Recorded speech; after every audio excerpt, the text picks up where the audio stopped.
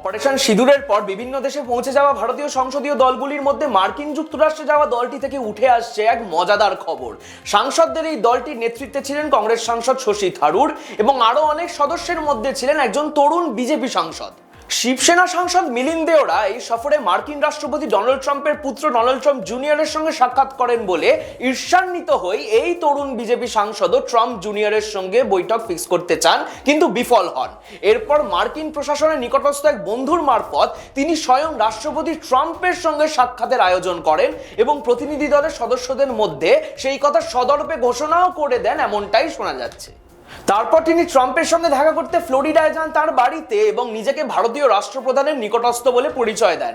এবার যে বাড়িতে ট্রাম্প শি জিনপিং থেকে জর্জিয়া মেলোনিকে নিয়ে যান, সেখানে এই তরুণ বিজেপি সাংসদকে দেখে তাকে যাচ্ছে তাই ভাষায় অপমান করেন ট্রাম্প।